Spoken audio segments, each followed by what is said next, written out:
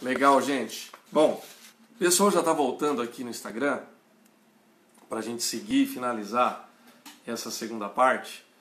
E aí a gente já finaliza o nosso encontro de hoje, tá bom? Então, nós falamos de todas essas atividades, né? Gente, se vocês quiserem dar o coraçãozinho aí para acelerar, para avisar quem estava seguindo a gente, pode clicar aí, tá? Que isso sempre ajuda. Tá? Eu estou sempre pedindo porque isso dá uma movimentada e faz com que o Instagram mostre para mais pessoas. Tá? Então, tudo isso que nós estamos falando tem a ver com vocação, com um chamado divino. Como é que é essa vocação? Como é que a gente entende isso num aspecto mais teológico? Vocês lembram do texto de 1 Coríntios 7 que nós comentamos na primeira parte? Bom, o que acontece? Esse texto de 1 Coríntios 7 ele foi muito utilizado por Martinho Lutero lá na época da Reforma Protestante, quando ele foi falar do conceito de vocação. Vocês sabem, se você não sabe, você vai descobrir agora, mas quase todo mundo sabe disso, né?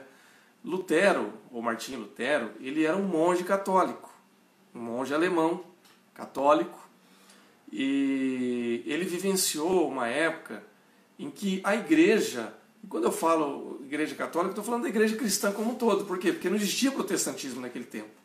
Não tinha igreja dos crentes. O mundo ocidental ele era todo católico. Existia a igreja oriental, ou igreja ortodoxa, que foi o primeiro grande cisma da igreja cristã lá no século XI, e Lutero é do século XVI, 5 séculos depois. E existiam algumas outras igrejas do Oriente, a igreja copta, a igreja jacobita, e etc, etc, etc. E outras denominações pequenas. Tá? Mas, no geral, o mundo ocidental, europeu, era todo católico. Então, Lutero ele era parte desse sistema religioso. E ele vivenciou essa época em que a igreja se via como a totalidade do reino de Deus na terra. E, portanto, somente o trabalho na igreja, e para a qual ela se qualificava, era visto como de Deus. Então, era a classe espiritual versus a classe mundana, vamos dizer assim. O que isso significa? Significava que, para você fazer um trabalho para Deus, você tinha que fazer parte do clero. Em outras palavras, para que você fizesse um trabalho que fosse agradável aos olhos de Deus, você tinha que ser padre, ou monge, ou freira. Você tinha que fazer parte de alguma ordem sacerdotal para realizar um trabalho que pudesse ser valorizado espiritualmente falando. Qualquer outra pessoa que não realizasse um trabalho sacerdotal era chamado de mundano. E aí esse trabalho ele não tinha valor naquela ótica. Tá? E aí isso é um grande problema, porque por mais que existissem monges, sacerdotes, padres, freiras, etc, etc, isso era a minoria da minoria das pessoas. A imensa maioria da população vivia fora desse contexto de trabalho. Então, isso era um problema, porque via o trabalho humano como uma coisa muito negativa. Então, qualquer outra atividade, desde a atividade mais simples, daquele camponês, daquele que trabalhava na roça, daquele que trabalhava no campo, até mesmo a atividade mais sofisticada ou mais nobre, aquele que fazia parte da corte, os reis, os príncipes da época, todos estavam no mesmo saco, no mesmo balaio. Era trabalho secular, era mundano. Então era um trabalho que... Vocês lembram da ótica grega, platônica, que nós falamos lá na semana passada? Que todo o trabalho braçal ou o trabalho material, ele era visto como inferior. Pois é, essa visão religiosa no século XVI ainda perdurava, dentro de uma outra ótica, mas era assim. Então Lutero, ele não entendia dessa forma, ele não se conformava com essa visão. E a não concordância com essa visão foi um dos, não foi o único, óbvio, mas foi um dos fatores motivadores que levou Lutero a desenvolver a teologia do sacerdócio universal de todos os crentes, que está lá em 1 Pedro 2:9. Claro que não foi Lutero que escreveu isso, foi Pedro quem escreveu, né? Em 1 Pedro 2:9, você vai encontrar o texto que fala do sacerdócio real ou universal de todos os crentes. O texto diz assim: vós, pois, sois raça eleita, sacerdócio real, nação santa, povo de propriedade exclusiva de Deus, a fim de proclamardes as virtudes daquele que vos chamou das trevas para a sua maravilhosa luz. Então, Lutero, quando ele se depara com esse texto bíblico, ele diz assim: opa, peraí. Então, qualquer pessoa que creia em Jesus Cristo, ela pode, no seu trabalho, desenvolver um sacerdócio. E não apenas os padres, as freiras, os monges, os teólogos e etc, etc. Todas as pessoas podem desenvolver isso. Então, ele vai começar a entender e desenvolver a compreensão que Deus chama igualmente todos os cristãos, cada um para o seu trabalho. Então, por exemplo, Lutero ele escreve um catecismo, né, que é o Catecismo Maior de Lutero, que ele vai fazer o seguinte comentário, por exemplo, com a oração do Pai Nosso. A oração do Pai Nosso, vocês sabem que a gente usa a expressão da oração do Pai Nosso lá no Evangelho de Mateus, né? Você conhece a oração do Pai Nosso que estás no céu, santificado seja o vosso nome e tal. E tem a parte em que nós pedimos o pão nosso de cada dia nos dai hoje. Não é isso que diz a oração? O pão nosso de cada dia nos dá hoje. Depois perdoa as nossas dívidas ou as nossas ofensas, dependendo da tradução. E por aí vai. Para que eu tenha o acesso ao pão nosso de cada dia, não tem que ter toda uma cadeia envolvida nesse processo? Não é assim que funciona? Quando eu peço a Deus o pão nosso de cada dia, o que eu estou pedindo para Deus? Eu estou pedindo alimento, não é isso? Para que eu tenha o alimento, a primeira coisa, eu preciso trabalhar. Porque ou eu trabalho ou alguém vai ter que trabalhar por mim. Mas alguém vai ter que trabalhar. Porque o pão não vai vir de graça. Então, à medida em que eu trabalho, eu ganho meu dinheiro. Com meu dinheiro eu compro o pão. Né? O pão, arroz, feijão, a cesta básica, a compra do mês, etc, etc. Ou aquela pizza de fim de semana. Ou aquela picanha gordurosa no sábado à tarde. Enfim, esse papo dá uma fome, né, gente? Eu tô com uma fome lascada, daqui a pouco eu vou comer. Então, ok, mas o pão, para ele chegar pronto aqui, o arroz, a carne, a salada, etc., alguém teve que trabalhar também. Tem toda uma cadeia. Veja, você não foi lá plantar o trigo, moer o trigo, fazer a farinha, fazer o fermento para fazer o pão para você comer. Não, alguém fez isso para você. Você só vai lá na padaria e compra. Ou vai no supermercado e compra. Para você ter um pacote de arroz também, você não foi plantar. Tem toda uma cadeia produtiva. Você foi lá no supermercado, o supermercado faz parte dessa cadeia. Faz sentido? Então seria uma ingenuidade da nossa parte, ou até mesmo uma hipocrisia talvez, eu achar que quando eu faço a oração do Pai Nosso, só a oração espiritual é parte do processo daquilo que Deus chama de sacerdócio. Não.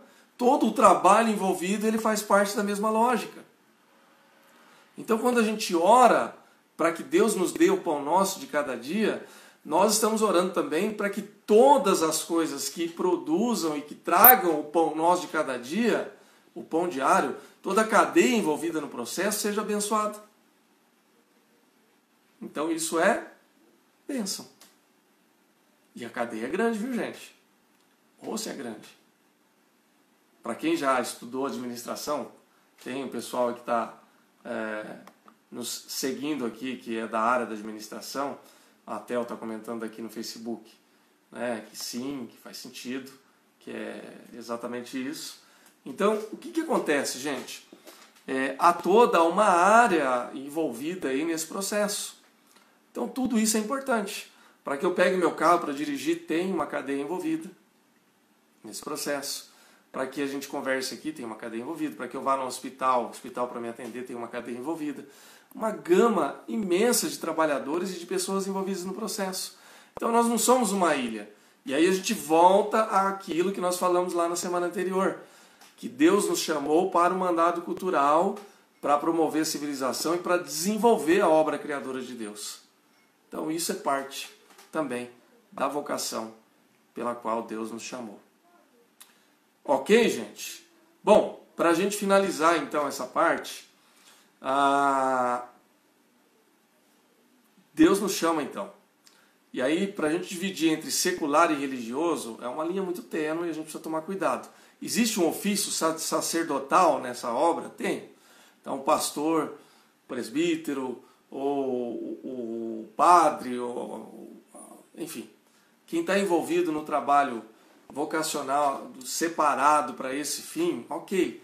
Mas ele tem uma função dentro do corpo de Cristo.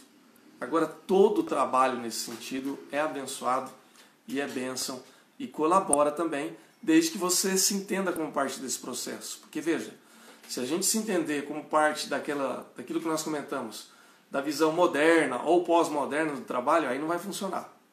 Né? Quer dizer, o trabalho vai funcionar, a sua produção vai funcionar mesmo que você não tenha consciência disso. No entanto, talvez você não vai se sentir satisfeito. Ok? Então eu não vou conseguir ver, por exemplo, que meu trabalho ele é bênção. Eu vou começar a ficar insatisfeito, eu vou achar que não faz muito sentido, que não alcançou outras pessoas, quando na verdade está alcançando.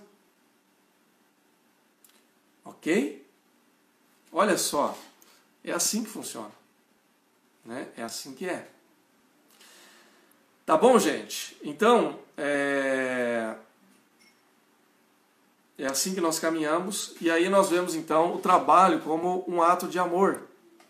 Quando nós amamos a Deus, veja lá o que está escrito no Evangelho de Lucas, no capítulo 10, versículo 27. Lá na parábola do bom samaritano, né? Qual o mandamento mais importante? Amar a Deus sobre todas as coisas, de toda a sua força, de todo o seu entendimento, e amar ao teu próximo como a ti mesmo. Então, quando nós amamos a Deus, nós amamos o nosso próximo. E a melhor maneira de honrar a Deus é amando os nossos semelhantes e servindo-nos com o nosso trabalho, seja qual for a nossa atividade, porque nela a gente encontra uma forma de servir o nosso próximo, e então isso tudo se transforma num ato de amor e tudo fica carregado de sentido. E aí então o nosso trabalho vai ficar mais excelente. Gente, vocês já pararam para pensar que o nosso trabalho diariamente é uma forma de cultuar a Deus? Quando a gente faz aquilo que Deus nos chamou para realizar de uma maneira concreta e abençoada. Percebe como que a gente pode testemunhar o amor de Deus no nosso trabalho? É falando de Jesus Cristo? É. É orando pelas pessoas do seu trabalho? Também. É dando bom testemunho da sua vida ética, do seu casamento, da forma como você lida com as pessoas, sendo honesto, sendo uma pessoa acessível? Também é. Mas o próprio fruto do seu trabalho também é uma maneira de abençoar. Porque a nossa sociedade ela acaba sendo beneficiada nessa visão toda. Nós somos bem servidos, nós somos ensinados, nós somos abençoados. Então quem faz o seu trabalho com excelência, ele acaba também sendo bênção para a vida de outras pessoas. E isso tudo nos ajuda. Olha que coisa maravilhosa, gente. Eu estou tomando água nessa garrafa, é uma garrafa que ela é hermeticamente fechada. Garrafinha da Tupperware, né? Tem bastante gente que tem essa garrafa agora. Posso virar ela de ponta cabeça, posso carregar na minha mochila, sem medo de que ela vá derramar. Poderia levar uma garrafa PET também? Poderia. Olha aqui, ó. Isso aqui é típica garrafa de pobre, viu, gente? Você compra uma garrafa de água, depois que você termina de usar a água, você continua enchendo aqui no filtro e colocando na geladeira. Mas, gente, dá para carregar uma garrafa dessa na mochila? Até dá. Né? Mas ela já foi utilizada para uma coisa específica. Essa aqui, para mim, é mais prática. Alguém criou, alguém produziu isso, e eu continuo usando, serve de bênção para mim. Então, tudo aquilo que a gente tem serve também para nos abençoar. E tudo que você produz, Tudo que você faz pode abençoar outras pessoas e pode também ajudar outras pessoas. Pode não, ajuda. Ok, gente?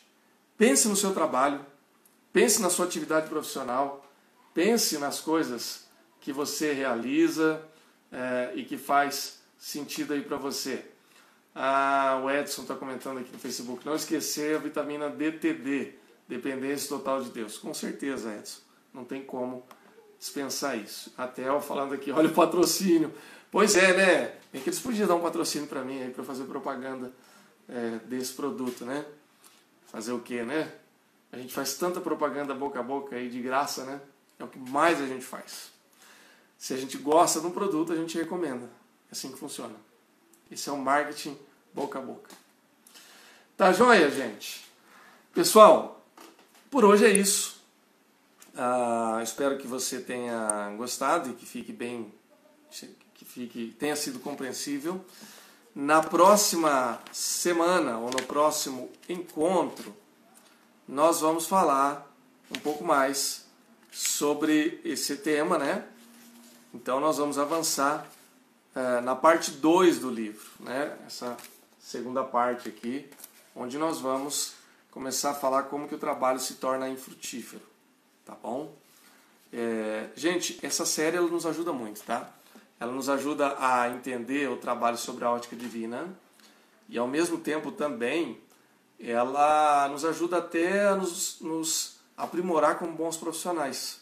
Tenho certeza que ao final dessa série você vai estar com uma visão muito mais positiva do seu trabalho, da sua profissão, da sua vida, da sua carreira e também da sua vocação em Cristo Jesus. Amém, gente? Espero que seja bênção na sua vida como foi na minha. Eu quero orar nesse instante e orando, já são aqui, para quem está ao vivo, né? Quem acompanhar no YouTube depois vai acompanhar a qualquer horário. Mas aqui, 9h30 da noite, nós vamos encerrar, portanto, essa live com uma oração. Encerra assim a nossa reflexão de hoje. Vamos orar? Pai, nós queremos te agradecer porque o Senhor tem nos dado o nosso trabalho, a nossa vocação, fruto das nossas ações, da nossa atividade, do nosso trabalho. Queremos pedir agora em nome de Jesus que o Senhor continue a nos fortalecer com a tua graça, com a tua unção e que, ó Pai, todo fruto do nosso trabalho continue sendo bênção e possa alcançar e abençoar outras pessoas e outras vidas. Para a honra e glória do teu nome, nós oramos assim, te agradecemos e pedimos essas coisas em nome de Jesus. Amém. Amém, pessoal. Obrigado. Uma boa noite para você aqui no Insta, aqui no Facebook. Que Deus abençoe a sua vida e que você abrace o seu trabalho com alegria e faça o seu melhor para Deus. Boa noite. Deus te abençoe.